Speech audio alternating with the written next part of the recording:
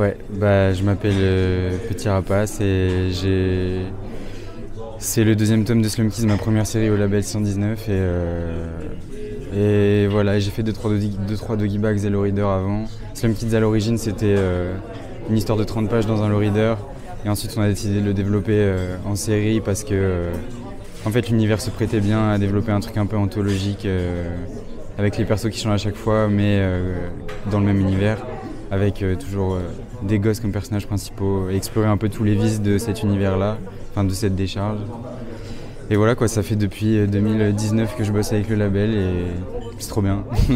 Voilà. C'est une espèce de road trip avec une gamine qui vient de l'extérieur de la décharge qui se retrouve là et elle se fait aider par un petit gamin un peu solitaire de la décharge et c'est une espèce de course-poursuite un peu à la Mad Max Fury Road quoi, enfin j'ai pensé ça un peu comme ça. Et voilà, ils sont poursuivis par divers gros méchants de la décharge et voilà, ils vont apprendre à se connaître un peu tous les deux et on va dire que pour le personnage principal, Igor, ça va devenir un peu sa première amie quoi, entre guillemets et elle va apprendre à mettre un peu de l'eau dans son vin par rapport à sa vie un peu de petite bourgeoise dans la ville à côté de la décharge et voilà, ouais, c'est une espèce de récit d'apprentissage on va dire entre les deux enfants. Ouais, après j'avoue, Boucle d'Or, là tu m'y fais penser quoi, j'y avais pas pensé avant. En fait la petite c'était surtout Metropolis, le film de Rintaro inspiré du manga de Tezuka. Dedans t'as la gamine robot là, elle est vraiment, c'est une espèce de petite blonde platine qui dénote vachement et que l'univers autour d'elle, elle brille vachement dans les cases, dans les plans du film. Et je voulais un peu retrouver cet esprit là, c'est pour ça qu'elle a un design assez basique, c'est parce que je voulais qu'elle incarne vraiment ce qu'elle est censée représenter, un peu une espèce de pureté, même si elle a son caractère, mais une espèce de pureté dans cet univers un peu crasse et tout. Donc pour elle c'était ça, plus l'inspi. Et ouais, le côté joueur de flûte d'Amelin, en vrai à l'origine c'est pas forcément le conte en lui-même, l'inspi direct, c'est plus... moi je joue à Magic et je joue Dekra et dedans il y a une carte, c'est... le flûteur de rat et en gros son design c'est un peu le flûteur de rat mais version enfant quoi et c'était aussi le jeu Plague Tale où du coup t'as un gamin qui contrôle des rats un peu pareil, il joue pas de la flûte mais ouais voilà c'était plus ça l'inspi que le côté conte mais après évidemment j'ai pris pas mal de documentation sur le joueur de flûte d'Amelin, des vieux livres d'illustration, ce genre de trucs donc voilà. Ouais, j'ai plus galéré pour le 2. En fait, le tome 1, c'était vraiment un projet que... En fait, l'histoire du tome 1, c'est... Je l'ai peut-être déjà dit dans d'autres interviews, mais l'histoire du tome 1, c'était la même histoire qu'un court-métrage que j'avais fait dans ma dernière année d'animation en 2018. Je suis sorti de l'école en 2018. Et en fait, du coup, ça faisait... quand j'ai fait le tome 1, ça faisait déjà, je sais pas, un truc du genre 4-5 ans que je traînais l'histoire. Donc c'était assez clair dans ma tête, donc quand j'ai fait le storyboard c'était assez limpide et ça s'est fait direct. Et là, le tome 2 c'était un peu plus galère, j'avais vraiment envie un peu d'élever le niveau par rapport au tome 1, au niveau de la narration. Je voulais que ce soit moins juste brut de décoffrage, bagarre, gros mots, machin, un peu plus une morale et tout. Je voulais aussi qu'il y ait une galerie de personnages vachement plus riche. Pour densifier un peu le lore de cet univers-là. Donc ouais, niveau processus créatif, c'était vraiment plus compliqué quoi. Je me suis vraiment mis un peu la pression pour faire évoluer l'univers. Puis c'est dur quand c'est dans le même univers que les personnages ils parlent vraiment différemment. En plus c'est tous des enfants donc fallait vraiment essayer de faire des caractères qui soient vraiment différents de ceux des persos du tome 1.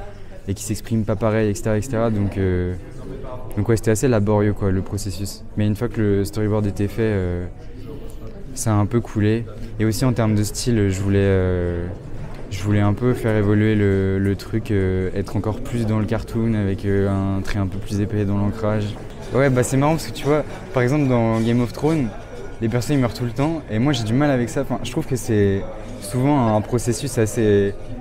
Tu sais, genre, je trouve que c'est facile en termes de narration de tuer un perso je trouve que c'est plus dur de faire un personnage qui survit à des trucs et voir ce que ça lui fait sur sa personnalité et tout. Comment est-ce qu'il tank ça un peu les trucs qu'il vit Et du coup, je suis pas forcément fan de tuer les personnages, mais je trouve que, je sais pas, dans Slum Kids, ça a du sens par rapport à l'univers et tout. Puis dans le 1, ça servait vachement le twist un peu de la fin du bouquin.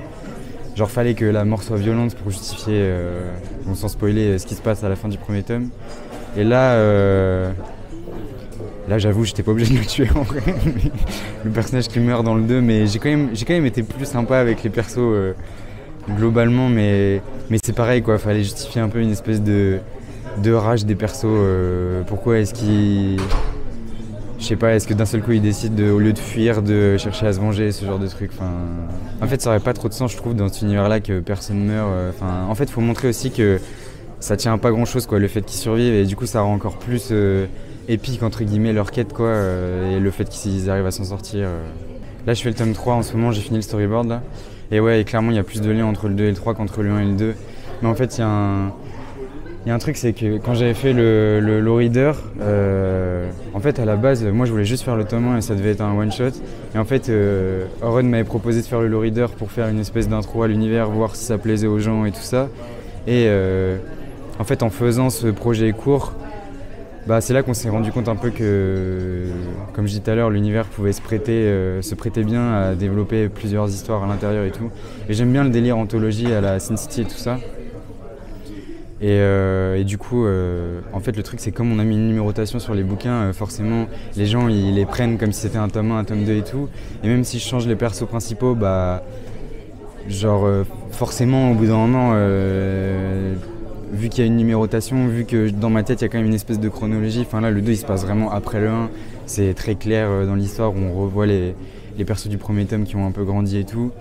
Du coup, ouais, au final, je me suis dit, Kita, tant pis, dans le 3 c'est aussi des personnages différents pour les personnages principaux, mais clairement l'histoire des deux personnages principaux du tome 2, elle va se terminer dans le tome 3, il y aura une espèce de vraie conclusion à cette fin ouverte du tome 2. C'est vrai qu'il peut peut-être moins se lire complètement comme un tome qui existe par lui-même par rapport au tome 1. Bon après tu me diras, ça pourrait être une fin ouverte sans qu'il y ait de suite, mais ouais, voilà quoi. Le 3, faudra quand même avoir lu le 2, alors que le 2, je pense tu pouvais quand même le lire sans lire le 1. J'avais essayé en tout cas de faire que ce soit le cas, quoi. Ouais, j'ai un projet court là, dont je peux pas parler, mais qui est aussi sur le feu, qui est signé.